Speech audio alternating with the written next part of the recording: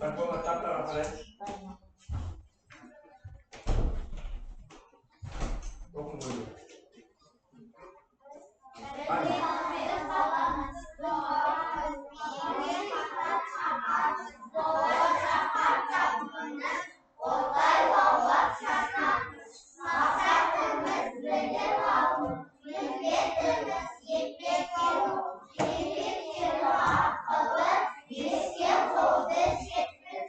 Yaxshi bola o'tiribdi. Al bolalar o'zga gapni qo'yishadi. O'zga gapni qo'yishadi. Al qo'yib yaxshi. Birinchi surat. Taxtaga qaraymiz. Söylem degenimiz ne? Söylem degenimiz ne degan so'roqqa javob. Kim beradi? Söylem degenimiz ne? Ayta boshlaydi. To'g'ri javob beradi. Söylem degenimiz ayaqtalgan bildirетін сөз тобы. Oydu bildirетін söz тобы. Жақсы. Отырыңыз. Ал сөйлем құрамына қарай нешеге бөлінеді? Үшке. Толық жауап бер. Сөйлемдер Сөйлем құрылымына қарай үшке бөлінеді. Иә. Жақсы отырыңыз. Үшке бөлінеді дейді. Қандай бөлінеді сөйлемдер, а? Қандай сөйлемдер білесіңдер? Хабарлы, сұраулы, білікті.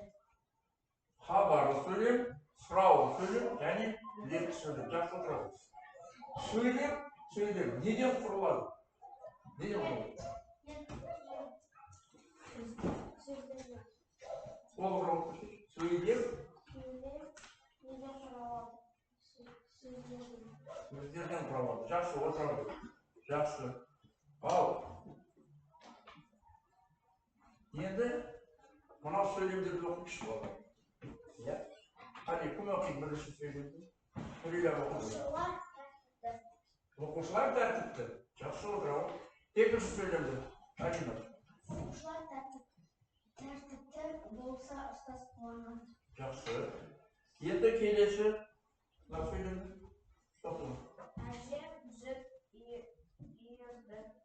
Әжем жіп иірді. Жақсы. Отыра ғой сен, Аделина.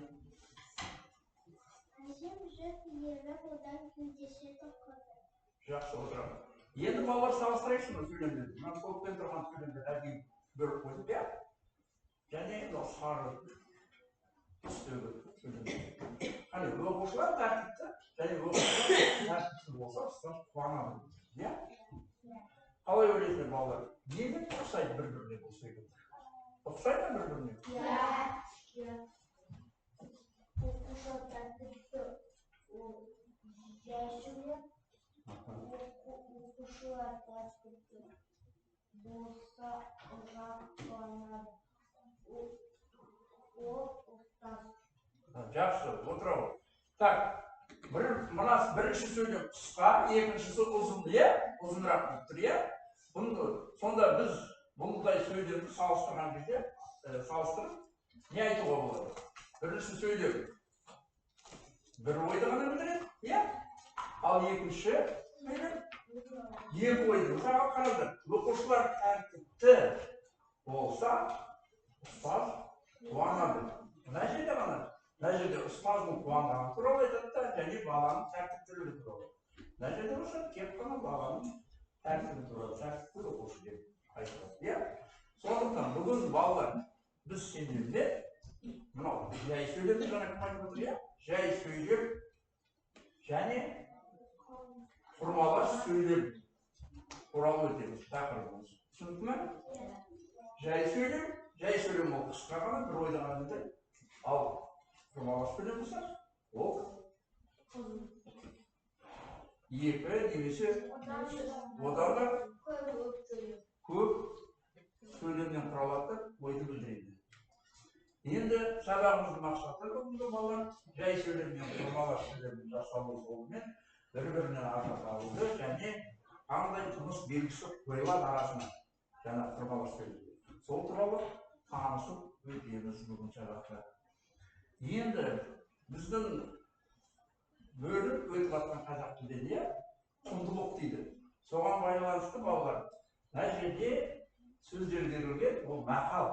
Қазақтың қазақи тәрбие берілген мақалы, соны мына жерде құрастырып көру керек. Мына жерде әдеп, адамгершілік, нәр, ана деген сөз бар, иә, бәрімізге қымбат. Тіліміз, алады, пен деген. Енді осыдан бір мақал құрастырып. Кім құрастырады? Әлі құрастырып тұршы. Әдет, нәр.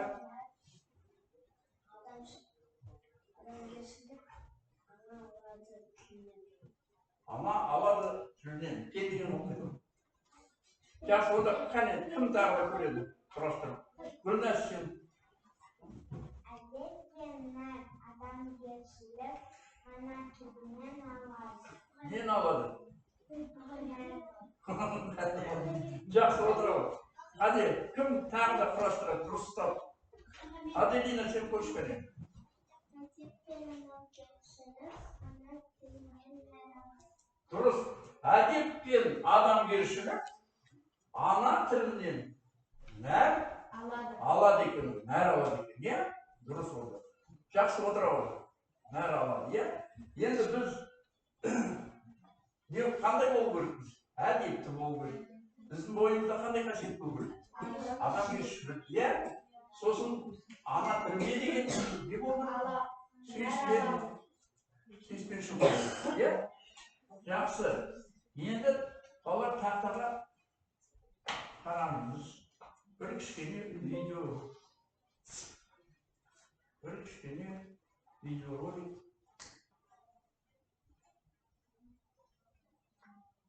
Тыңдаймыз.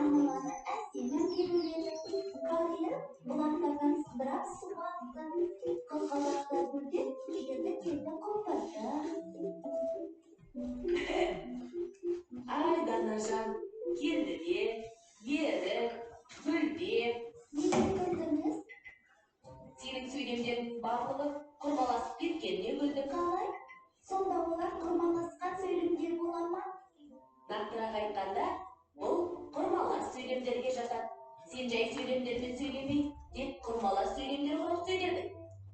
Жоқ, мен жай ғана сөйледім. Дана, бір ғана тиянақты ойды білдіретін дара сөйлем, жай сөйлем деп аталады. Мысалы, көктем келді. Тиянақты бір ойды білдіріп тұрған жай сөйлем. Ағаштар гүлдеді, бұл да тиянақты бір ойды білдіріп тұрған жай сөйлем ғой. Дұрыс. Ал егер көктем келді де, ағаштар гүлдеді деп, екі ойды бір сөйлемге біріктіріп айтсаң, онда ол құрмалас сөйлем болғаны. Сонда құрмалас сөйлем екі жай сөйлемнен құрала ма? Дұрыс. Құрмалас сөйлем екі немесе одан да көп жай сөйлемнен құралады. Түсіндің бе? Иә. Онда тексерейік. Мысалы, екі жай сөйлемнен тұратын бір құрмалас сөйлем жасашы. Бүгін сынып оқушылары жиналып, мектеп ауласында асық ойнады. Дұрыс па? Иә, Дана, сен жақсы сөйлем құрадың. Мен қазір жай сөйлемдер айтам, ал сен оны құрмалас сөйлемдерге айналдыр. Мысалы, көктем келді, күз түсті, ағаштар бүршік атты, құстар жылы жаққа ұшып кетті. Көктем келіп, ағаш... Не қараңыз, балалар? Қане оқыңызшы бәрін. көктем келіп ағаштар атты. Қандай сөйлепке жатады енді? Құрмалас, иә? Жақсы. Күз түсті деп құстар жылы жаққа ұшып кетті. Құрмалас сөйлемнің құрамындағы жай сөйлемдердің арасына үтір қойылады. Түсінікті ме, Дана? Оқушы түсініп алды да құстардың сайрағанын тыңдап кете барды.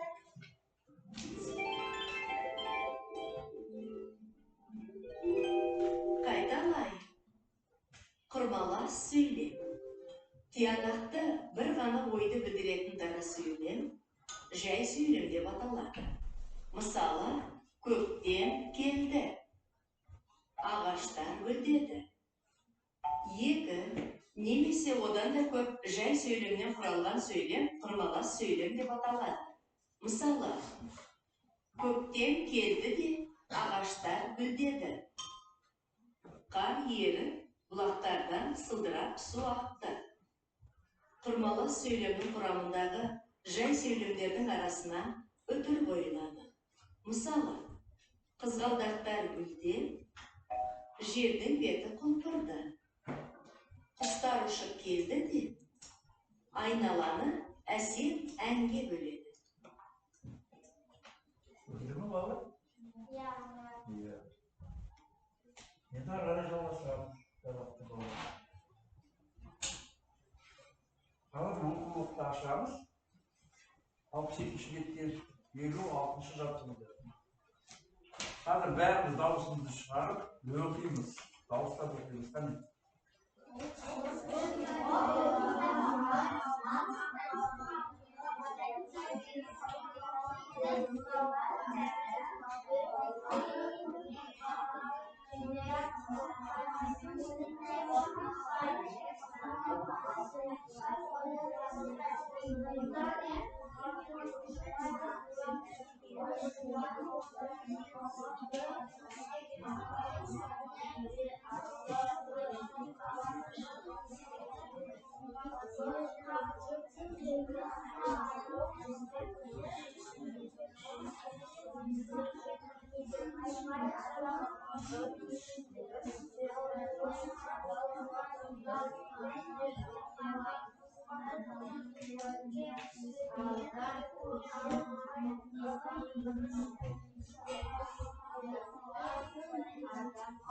Балалар оқып болдыңдар ма?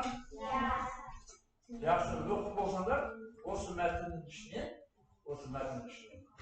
біз қазір сендермен құрмалас сөйлем тауып, дәптерге көшіп жатамыз, иә? Қане? Өз беттеріне құрмалас сөз тауып жатыр. Сөйлемді, құрмалас сөйлем тауып. Дәптерге. Бүгін жатамыз ба?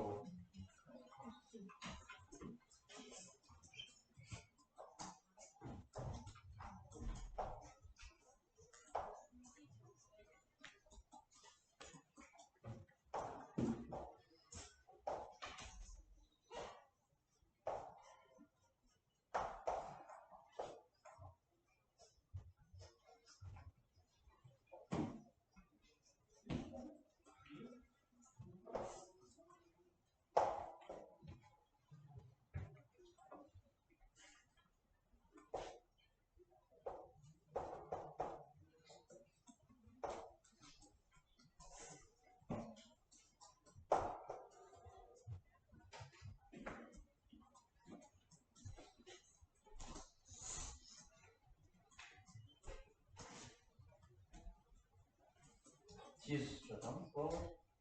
Ашықпай. Ашықпай да бірақ та тез жүрмейді.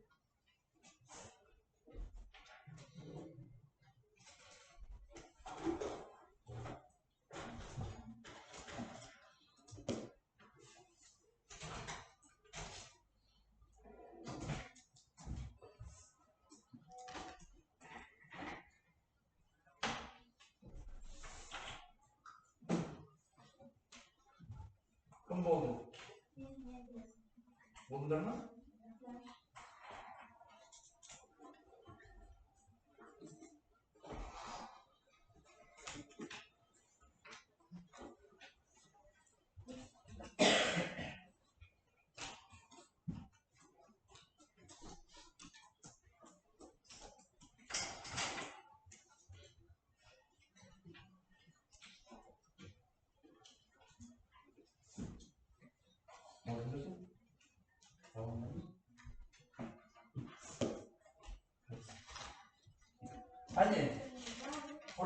сөйлемді кім тапты? Кәне, кім оқиды мана құрмалас сөйлемді? Оқы. Кішкентай бала қорықпай, оны батыл әшкереледі. Әшкереледі. Иә. Жақсы. Кішкентай бала қорықпай, оны батыл әшкереледі. Жақсы отыра ғой. Келесі тағы бар ма? Асыл оқы. Аттырақ оқы. Досқа адалдықпен көмектеспей, оның кемшілігін бетіне айтпай, адам дұрыс тәрбиеленбейді. Дұрыс тәрбиеленбейді дейді. Бұл жерде мынау досқа адалдықпен көмектеспей, оның кемшілігін бетіне айтпай, адам дұрыс тәрбиеленбейді деген кезде, бұл жерде неше жай сөйлем бар? Неше жай сөйлемнен мынау құрмалас сөйлем құрылып тұр? Үш жай сөйлемнен, дұрыс. Үш жай сөйлемнен. Жақсы. Осылай жазылар ма, балалар? Бәрін тексеріп көрейік. Міне, кішкентай бала қорықпай, оны батыл әшкереледі. Және жаңағы бұның асылдың оқығанын көрсетті. Енді бұл мәтінде не туралы айтылған, балалар? Қалай білесіңдер? Айтшы. Кішкентай бала не істепті? Кішкентай бала туралы, иә, дұрыс айтасың. Ол бала кімнен қорықпапты? Жаңа оқып шықтыңдар ғой сендер, иә? Тентек баладан. Тентек баланың аты кім екен? Тентек баланың аты кім? Кім аты? Кәрім екен. Ол баладан бәрі қорқады екен, жақсы отырамын. Бәрі қорқады екен, қаладан келген, алыстан келген кішкентай бала одан қорықты ма? Жоқ. Қорыққан жоқ. Ол оның бетіне айтты, иә? Бетіне айтты, оның қандай екенін? Қандай екенін? Дөрекі, тентек екенін, иә? Біздің бойымызда сондай қылықтар бар ма? Қасиет бар ма? Дөрекілік бар ма арамызда? Жоқ, иә?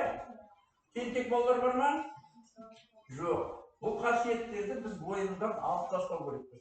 Жақсы балалар. Жақсы. Енді келесі. Қане, тұра қоямыз.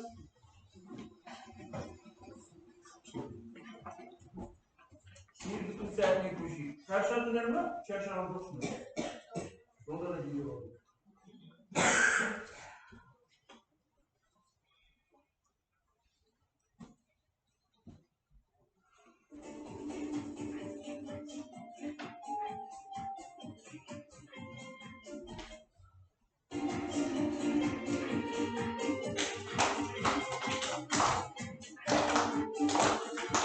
Не правда.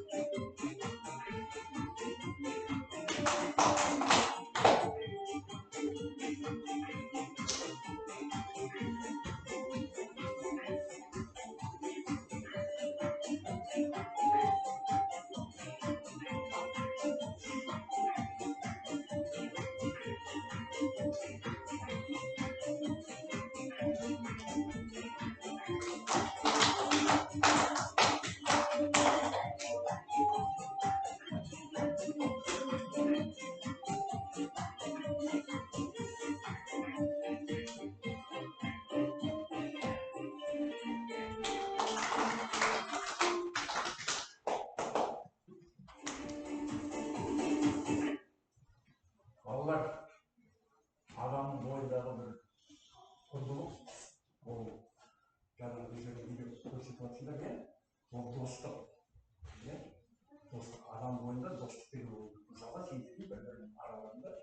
не болу керек?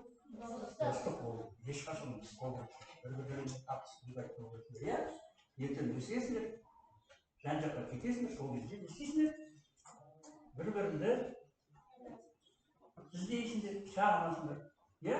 Ол да адамның бойындағы бір құндылыққа жатады. Жақсы. Ал қазір барып отырамыз, ары қарай жалғастырамыз.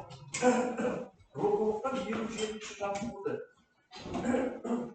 Қисық бала деген өлең бар, ол жерде Мұзафар Әлібаевтың жазған.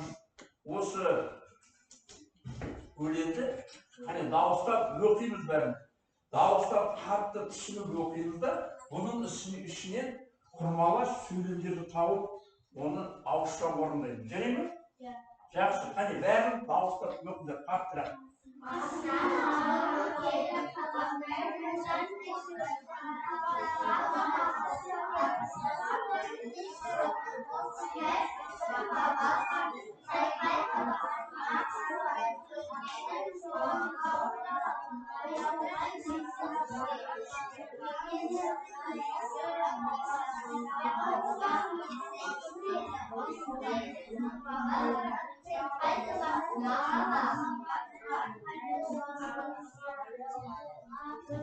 Болдырма оқып болсаңдар, осының ішінен естерді тұрып алыңдар, иә? Құрмалас сөйлемнің орта кезінде қандай жұмыс беріп келеді? Үтір. Дұрыс айтасың, үтір. Соған қарап, ойланып отырып, қанша құрмалас сөйлем бар екен бұл іште? Соны оқимыздар. Жасмин оқиға біріншісін.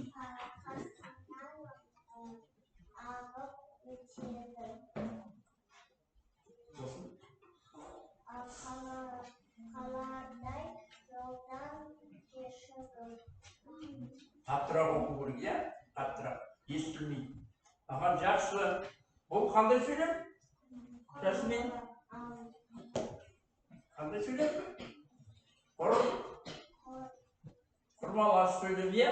Жақсы. Келесің, кім оқиды кәне? Кәне. Агеле оқышы кәне.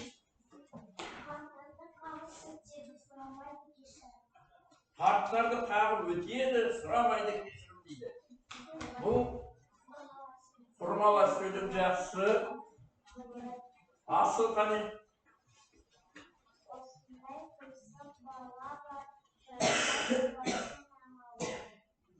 Осындай қисық бала бар, шайқайды басын ағалар дейді. Жақсы. Құрмалас сөйлем. Иә, келесің, кім оқиды? Айдын оқиды.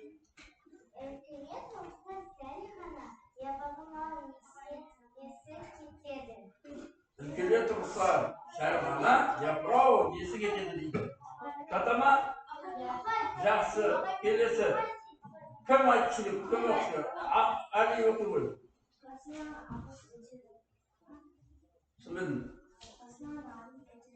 Қасынан ағып өтеді дейді. Қасынан ағып өтеді. Бар ма бұл? Бұл қандай сөйлемге жүрді? Жай сөйлемге. Қане? Оқы, бағдар. Осындай қисық бала бар, шайқайды, басын ағалар дейді, иә?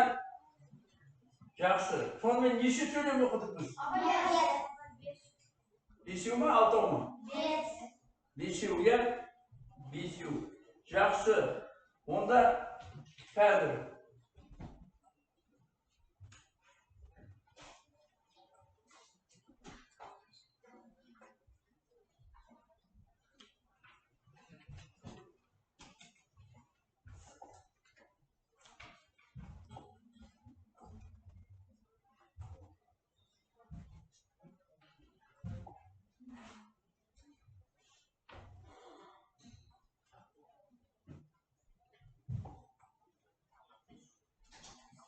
Алделина татарыш. Бір сөйлемді жаза қойып, иә? Қасынан ағып өтеді. Сенде дәптерге 57-ші хат ғой. Қасынан ағып өтеді.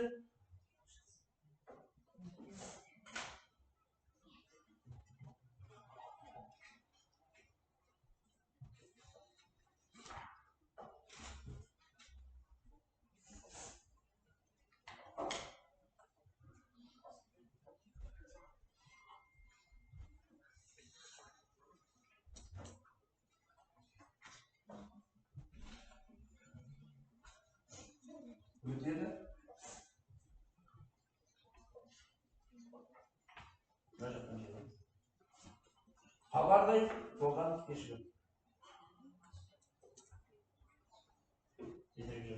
Қалардай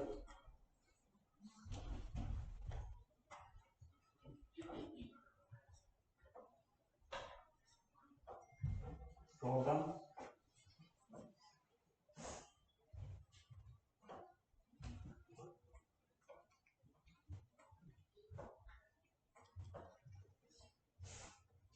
кешігіп.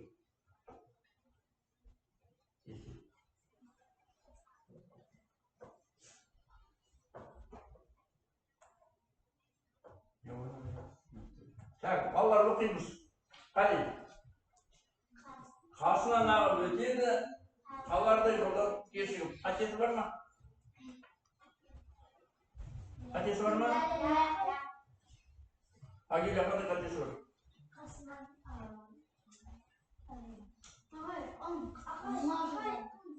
Аңжырғыз, иә? Сосын тағы бар ма? Екі шық тақтаға түзет.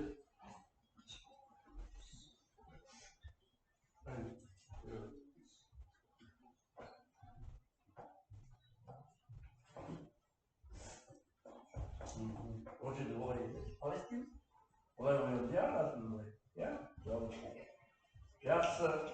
Дұрыс па балалар енді? Қасынан ағып өтеді, үтір ойларымыз. Бұл қандай сөйлемге жатады? Құрмалас. Қасынан ағып өтеді, қалардай жолдан кешігіп. Жақсы отыра ғой. Жарайсың. Жақсы.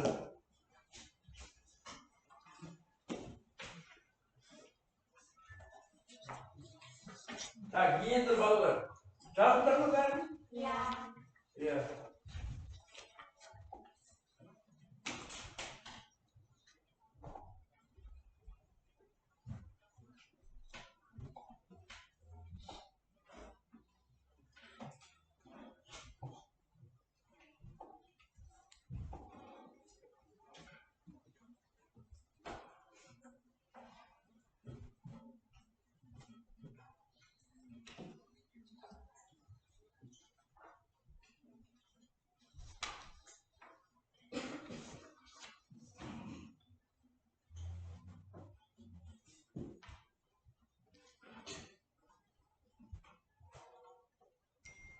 Енді балалар біз сендермен алдарында сендерді, иә?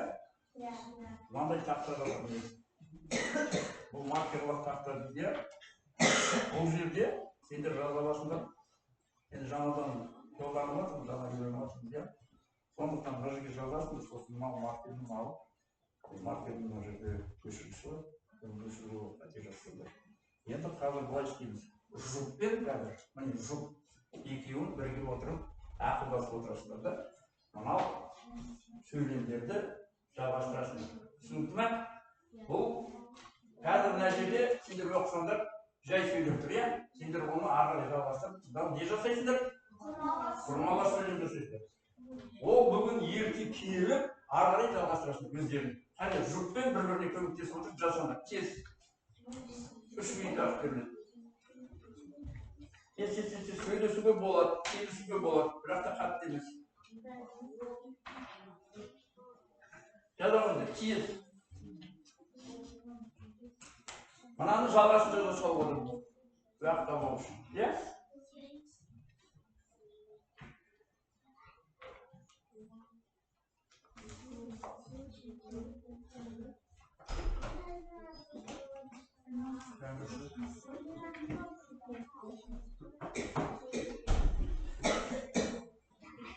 Жазамыз.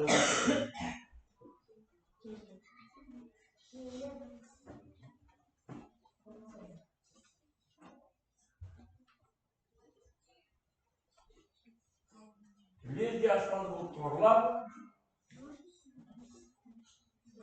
ары қарай жалғастырасыңдар. Жаз ыстық болса, қазақтың даналығы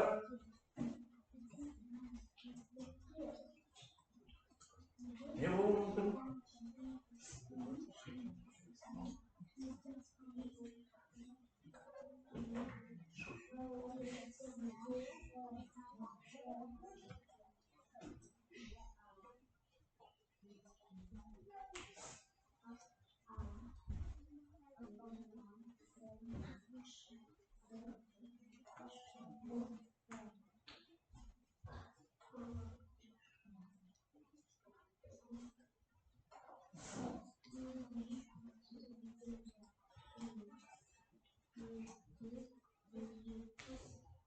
бірігіп жасаңдар балалар.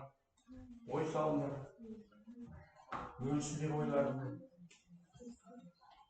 Bir бас жақсы, екі бас. Одан да жақсы.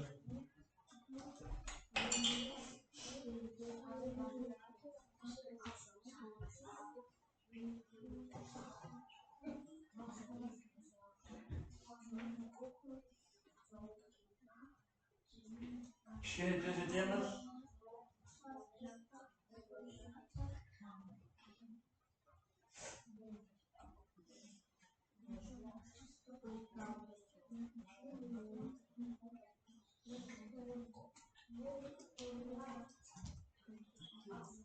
Қарамаймыз жұртқа.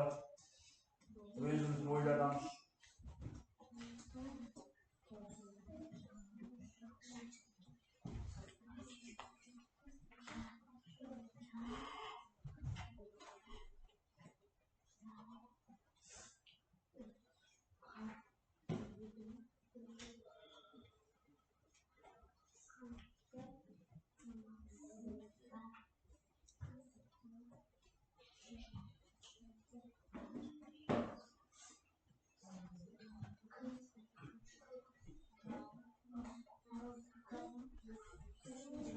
Болдыңдар ма? Жоқ. Тездетеміз кішкене. Тез ойлау керек. Жарайсың.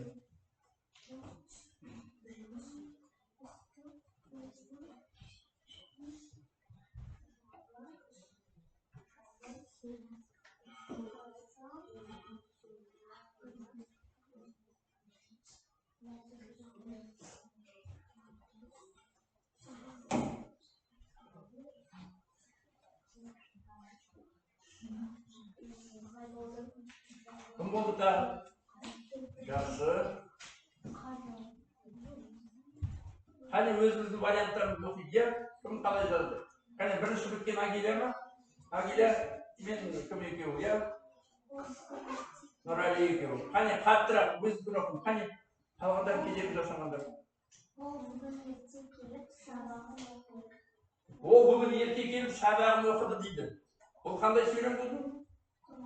Құрмалас сөйлем құрасы. Жақсы. Так, кім жаңа болдық деді? Асыл ма? Асыл. Өз екінші сөйлемге. Лезде.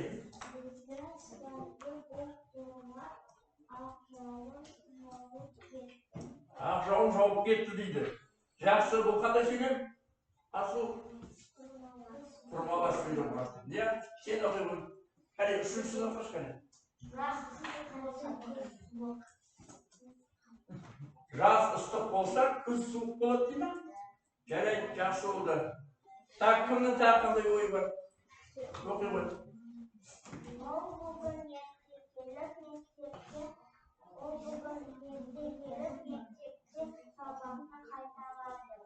Сабағын қайталады. Ол бүгін ерте келіп, мектепте сабағын қайталады дейді. Жақсы.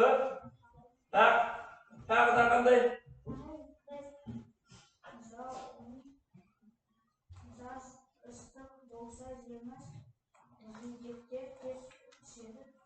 Жаз ыстық болса, жидектер тез піседі дейді. Ол да жақсы. Өте әдемі құрақты. Қане жасын?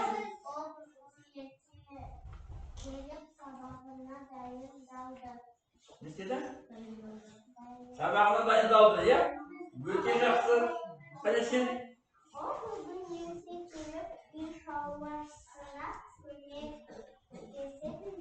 Көмектесті, иә? Ол бүгін ерте келіп үй шаруасына көмектесті дейді. Дұрыс па? Агиля не болды? Айта ғой.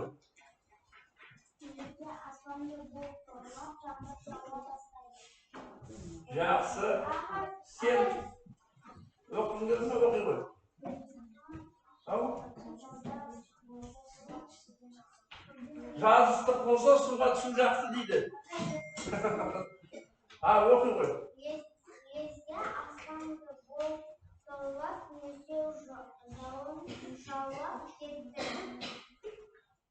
Нөсер жауын жауып кетті. Лезде аспанды бұлт торлап, нөсер жауын жауып кетті дейді. Жаңа кім ақ жауын жауып кетті деді, иә? Болады ондайда, нөсер де болады, дұрыс.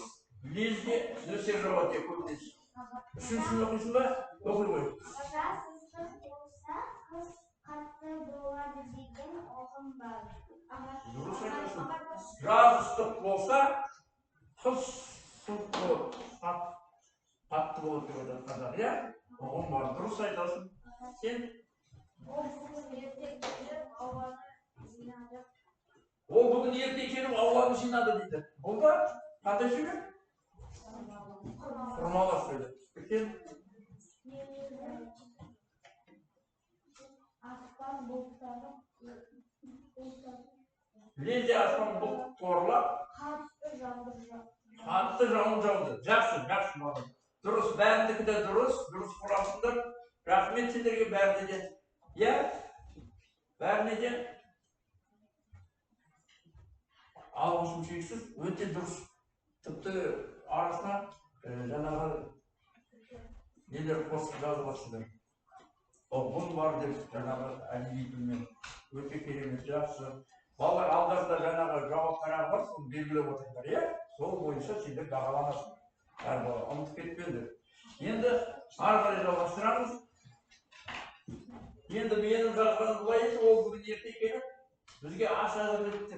Енді келіншегім ерте келіп лезде аспан бұлт торлап, жаңбыр жауа бастады, жаз ыстық болса, қыс қатты болады деп қазақ айтады, иә?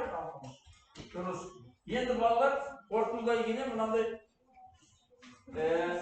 диаграмма жасап қойдым. Жай сөйлем, құрмалас сөйлем. Жай сөйлем мен құрмалас сөйлемнің ұқсастығы неде?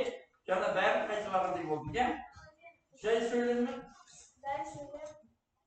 құрмалас сөйлем. Немен ұқсайды?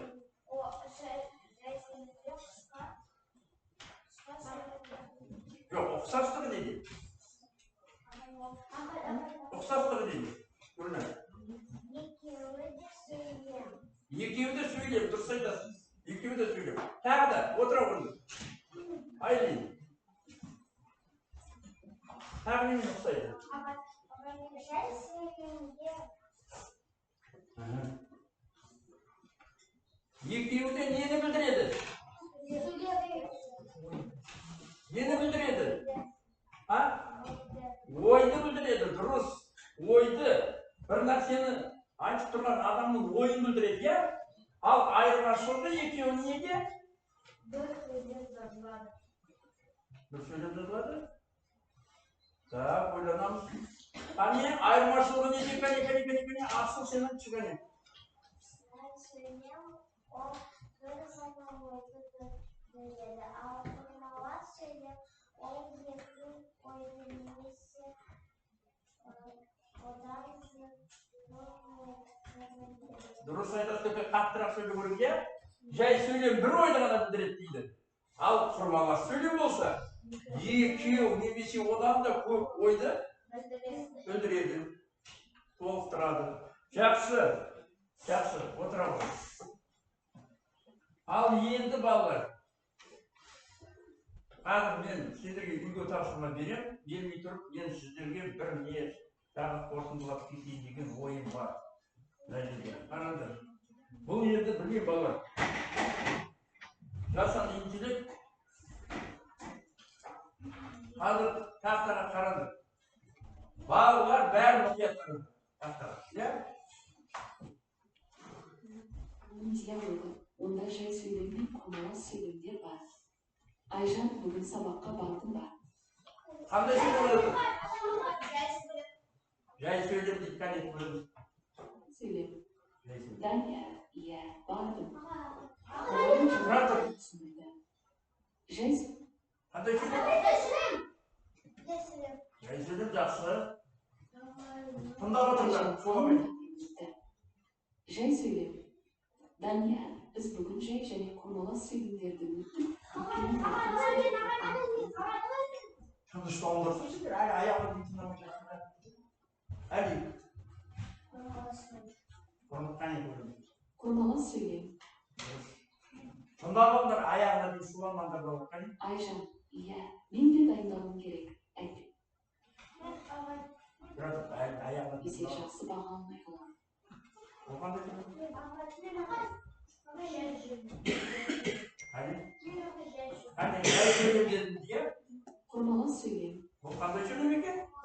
Құрмала сөйлемекен не?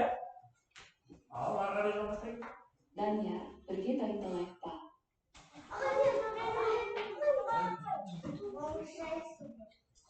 Жай сөйлем.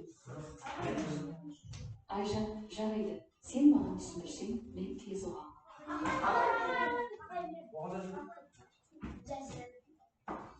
Жай сөйлемейді. Кім қалай білейік керек? Кім құрмала сөйлемді ойлайды, қолдарын көтеріңдер. Ал жай сөйлемді ойлайдыр. Құрмала сөйлем. Дұрыс шықты. Жақсы болды. Бұл енді сендерге қайталауға, қорытындылауға, иә, ертең келесі сабақ болады тағы. Бұл құрмала сөйлемді ары қарай жалғастырамыз. Иә, үйге тапсырма, күз береке тақырыбына эссе жазыңыздар. Эссе жазыңыз, кішкене ғана шағын ғана шығарма ретінде жазыңыздар. Күз береке, күз туралы. Енді алдарында стикер болып жатыр балалар.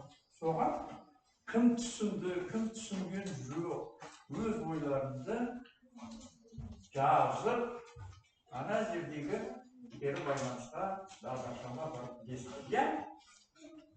Егер де қызыл ғалым келсе, онда сен ештеңе түсінбедім деп білесің. Ал сары ғалым жартылай түсіндім, ал толық түсінгендер жасылға барады. Ау! Кәсет бұл біреу жылы боласың, ойнап отырмайсың. Тез жазамыз. Апайымыз сіздерді алдырды.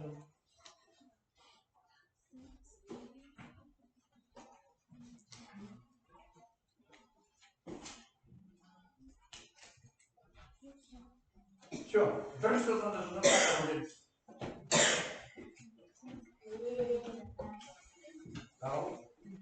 Балалар, бағалау қарағын маған тапсырасыңдар, иә?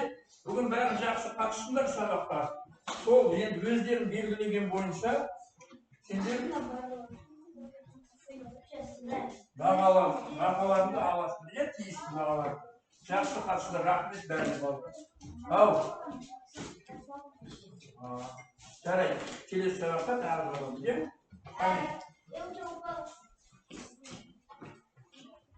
Бүгін енді өте керемет қатысқан балалар бар. Олар, иә, Айлин, Асыл, Агиля, Аделина, иә? Міне біздің әлі нұрда жақсы қатысты баққа. Бар отырған деп болды. Нұры жақсы қатысты баққа. Рахмет бәрін болды. Енді жақсы қатысты. Рахмет баба. Жақсы. Сабақ бар ма? Вот сені жақсы. Бәрін де жақсы. Балаларынан өшіп түсірдіңіз, не? Ақырын асыл еді.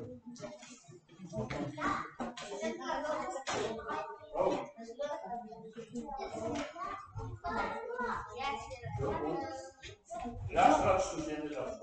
Нет, мы сами. Жақсы, балалар, қондырауға шығартыңдар. Барды, тез.